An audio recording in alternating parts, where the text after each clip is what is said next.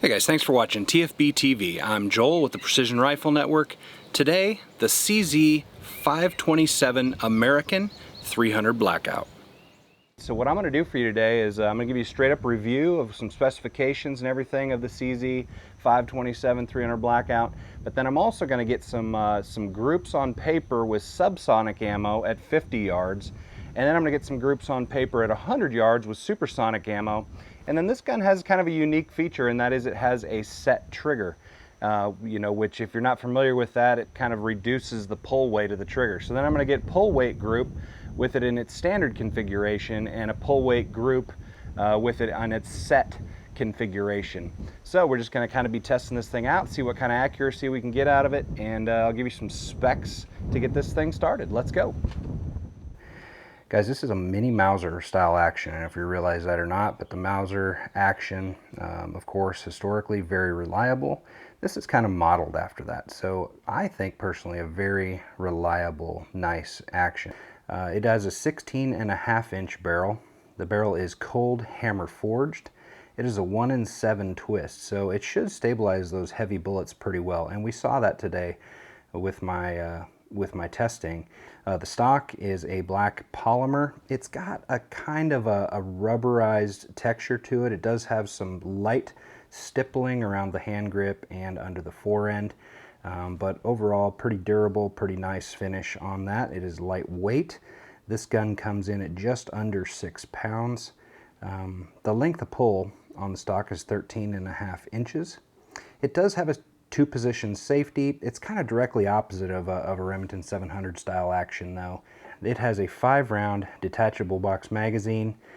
I'm a big fan of a lighter weight trigger. Obviously I shoot competition long range stuff, and lighter trigger is better when it comes to positional shooting. Now hunting scenarios, you're of course going to be doing positional shooting, so the ability to have a lighter trigger pull to kind of eliminate some of that shooter error out of that pull, that's very nice. So I do really like the fact that it's got the set trigger pull. All right guys, I'm going to go ahead and get my initial 3-shot group at 50 yards. This is going to be the Cellular and Bellet subsonic. This is a 200 grain subsonic. So I've zeroed the rifle. Some of the shots you're going to see on the target down there are from my initial zeroing. And so this is going to be my initial 3-shot group at 50 yards with the Cellular and Bellet.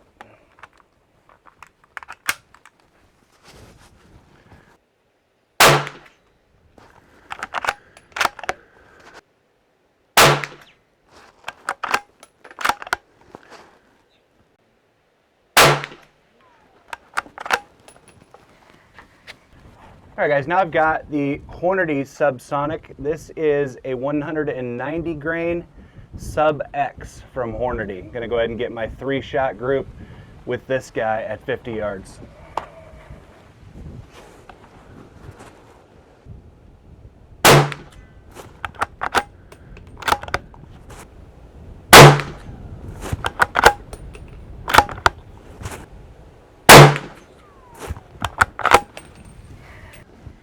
All right guys, what I'm going to do now is I'm going to go ahead and get our trigger pull weights. I want to know what the standard configuration, trigger pull weight is, and then what the set trigger pull weight is. And then at 50 yards with the subsonic ammunition, I'm going to go ahead and get a group difference between the standard trigger and the set trigger.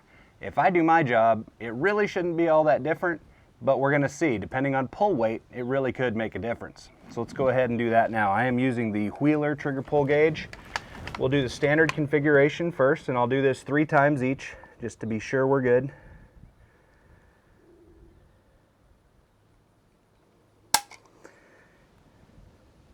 That broke at 3.5 pounds.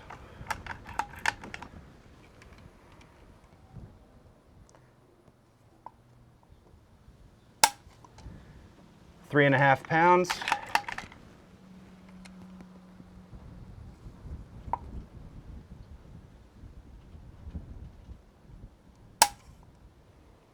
A little closer to 4 pounds that time. Now let's go ahead and do the set trigger. So if you're not familiar with one of these, really all you do is you take the trigger and you push it forward. So I like to take my index finger and put it up on the front of the trigger guard, and then my thumb behind the trigger, and just pinch. You'll feel it click. It's pretty audible and tactile. Let's go ahead and measure this pull. Right at 1 pound.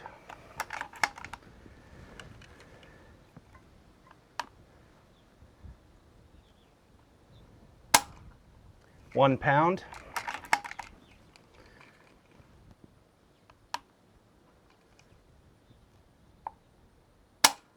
£1. So it looks like we're looking at about a 3.5 pound trigger in the standard configuration, a 1 pound trigger with it set. So I'm going to use one ammo for both the standard and the set trigger, just 3 shot groups with each configuration. So let's get after it.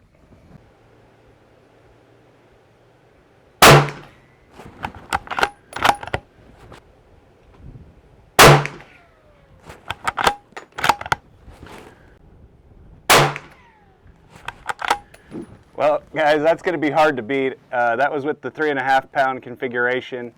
I basically stacked them on top of each other, so I'm not sure that this is going to be a representative test, but we'll see if I can repeat that with the trigger in its set configuration.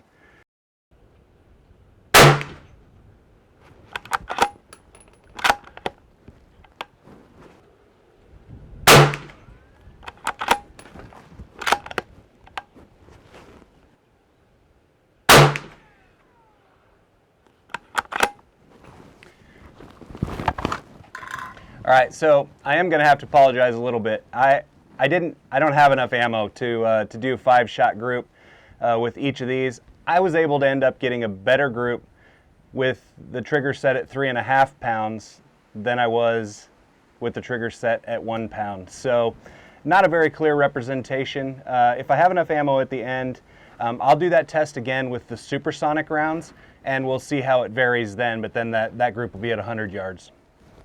Okay, this is going to be our initial 5-shot group with the MagTech at 100 yards. This is Supersonic ammo.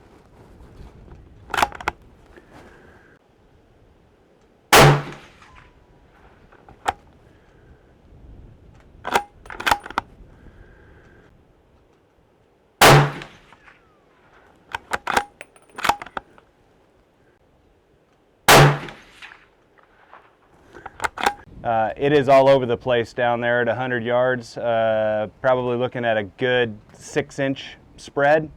I'm going to shoot another group out of that and just see what we're getting here. And I'm going to be shooting at the exact same orange circle down there.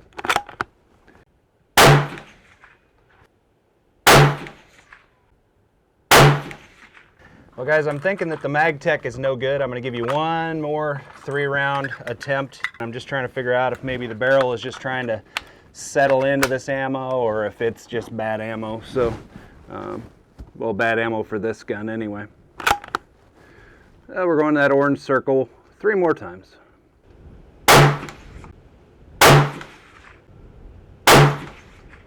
That's no good. We don't like that. We're going to go ahead and put that ammo away. Now for this last group here at 100 yards, I'm going to be using the 147 grain full metal jacket from P&W Arms.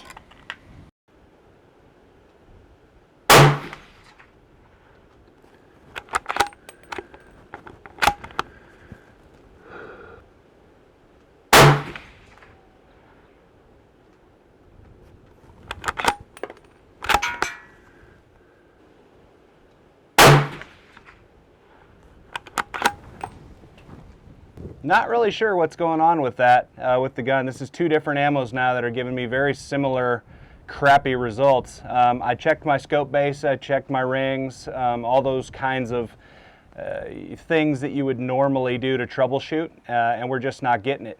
But the thing was a hammer at 50 yards, which is really strange. You know, with the subsonic heavy bullets at 50 yards, we were sub MOA. So, all right, guys, I decided to go ahead and try the subsonics at 100 yards since that ammo seems to be shooting better. So this is going to be the Cellular and Bellet 3-shot group on the left side, orange dot. Let's see what we get.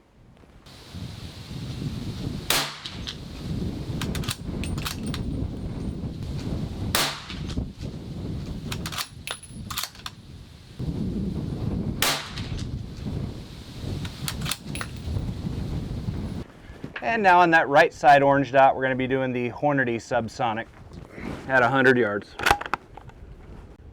The one shot you see there was from getting my 100-yard zero with the Supersonics. So we're going to discard that one.